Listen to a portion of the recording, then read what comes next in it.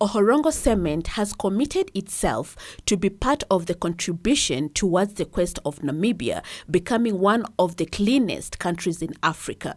The company's public relations and corporate communications manager, Esther Mbathera, said that their cement production process is done in such a manner that it does not harm the environment and the people. Now, when we're referring to non-recyclable materials, we're now looking at some of the plastics that we have. And then we have the chips packages and also some of the bags, paper bags that has foil inside. Those are the type of non-recyclable material that we will be burning alongside all other alternative fuels in the kiln. The problem is with some of the rubbish, the trash that we have, like plastic, it takes about 6 to 10 years to decompose. And things like this, chips packages, they go up to 20 years.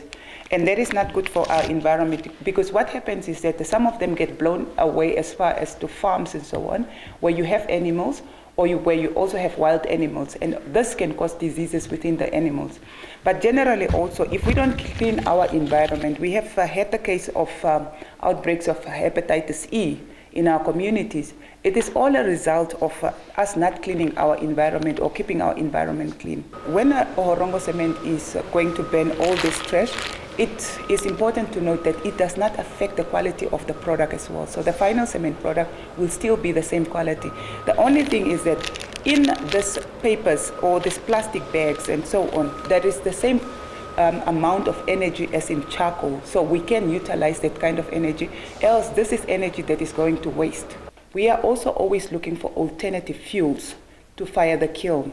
So in the past, we have been using, since 2011, we've been using encroacher bush, wood chips, as well as the charcoal fines from the charcoal farmers in the Ohorongo region. Mbathera stressed with the help of rented drum, plastic bags and non-recyclable materials will be collected during the cleanup campaign and processed afterwards. The plant was designed in such a manner that it can also accommodate non-recyclable materials. So we have now gone a step further, and that was now in 2017, last year, when we went into an agreement with the company Rented Drum, a waste management company in Bantuk, where they will then provide us with processed non-recyclable material that we can then burn alongside the other alternative fuels.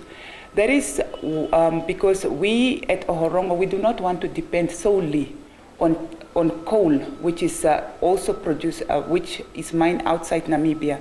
And that means money is leaving our country. We want to keep the money within the country and also create other industries that are possible as long as there is a cement manufacturing plant. It is not just a process of separating the trash. It is also processed and cut up and shredded into pieces. At the moment, only Rented Drum has those machinery. So we are only doing it with Rented Drum, but hopefully soon we will also have, that is now by the end of next year or so, we will also then introduce tires into our system.